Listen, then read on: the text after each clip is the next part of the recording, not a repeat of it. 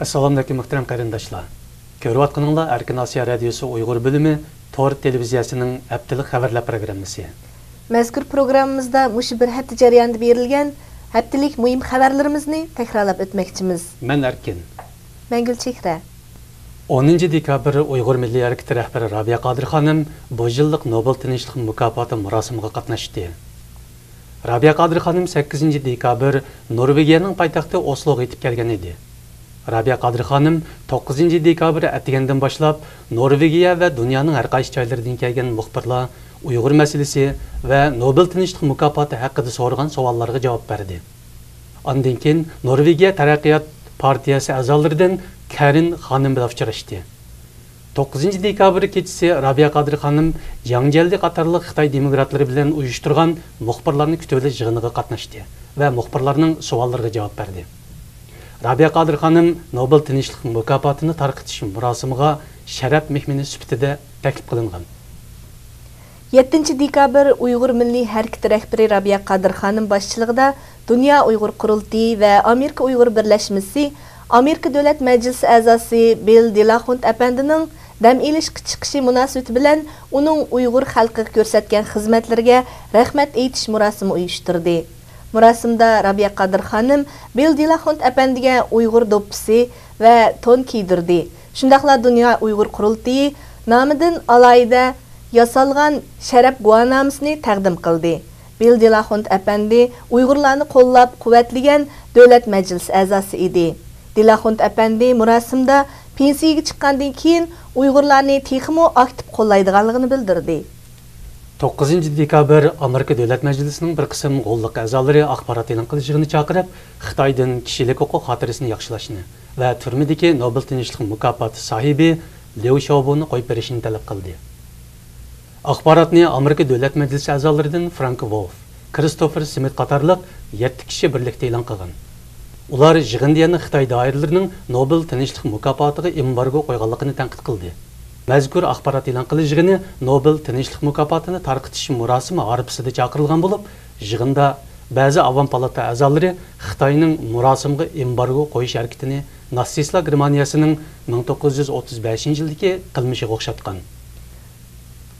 Milliy kamsitishga qarshi arz qilayotgan shoira Guar Mamat Shanxayda nervi kasalliklar doktorxonasiga opirilgan. Milliy kamsitishga qarshi arz bilan o'tgan oyning o'tirlarida Beijingga kelgan shoira Guar Mamat Beijingdagi munosabatlik o'rinlar bilan ko'rishib bo'lgandan keyin oldingi hafta Shanxayga yetib borgan.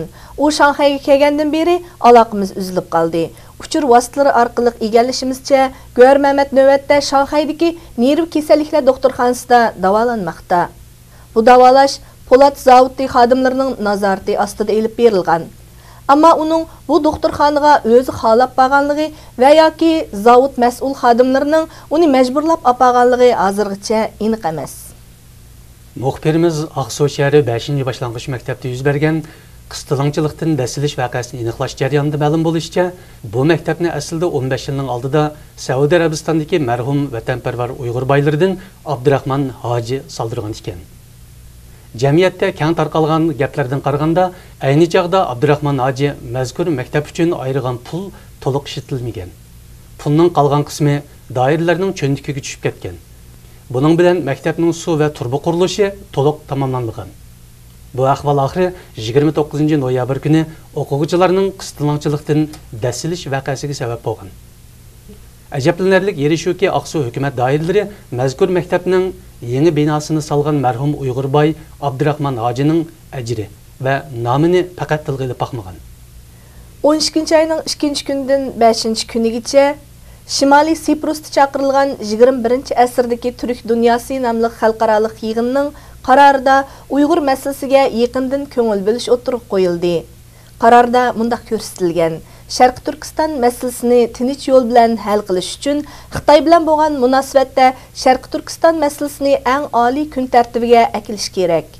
Yig'inga Turkiya, Shimoliy Siprus, O'rta Osiyo Turkiya allaridan kelgan kishilar, Qrim tatarlari va Uyg'urlar qatorliq turkiy millatlardan bo'lib 61 odam qatnashdi. 2010-yil 12-oyning 5 va 6 kunlari Istanbulda ochilgan qo'l hunarvanchilik san'at ko'rgazmasida Uyg'ur madaniyati tanishtirildi. Ko'rgazmani İstanbulning Zaytinburnu shahar boshqarish idorasi bilan Amsterdam Orban Kozmopolitan vaqfi birlikda uyushtirgan. Ko'rgazma Zaytinburnuning savdo markazi bo'lgan Olivion savdo sarayida uyushtirilgan. Bu faoliyatga qo'l hunarmandchilik san'at xalqi bozori deb nom berildi.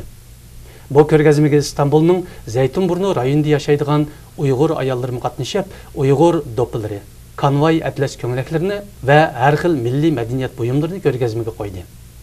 Ko'rgazma maydoniga yana Sharq Turkistonning oy yulduzliq bayrog'i esilgan bo'lib, bu ziyoratchilarning alohida diqqatini qo'zg'agan.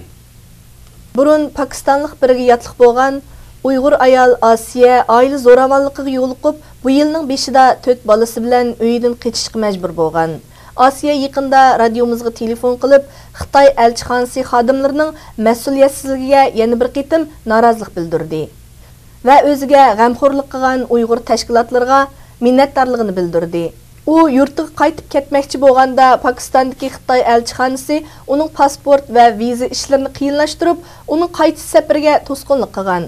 Shu kundan buyon Asiya Pokistondagi Uyg'ur faoliyatchilarining himoyasi ostida yashab kelayotgan va yurtiga qaytish safarining viza rasmiyatlarini kutib turayotgan edi. Ma'lum bo'lishicha, Xitoy elchixonasi 8 oydan buyon Asiyaning turmushi to'g'risida hech qanday o'rinlashtirish olib bormagan ekan. Möhtərəm televizor köygüçiler. Erkin Asiya Radyosu Uyghur bölümü Tor televiziyasının haftalık xəbərlər proqramısı boyunca bu bir hafta jarayonida yuz bergan mühim voqealardan vaqif bo'ldinglar. Diqqat berganingizga rahmat. Kelar qitimliq programmamizda ko'rishaylik. Xush vaqt bo'linglar. Xayr xo'sh.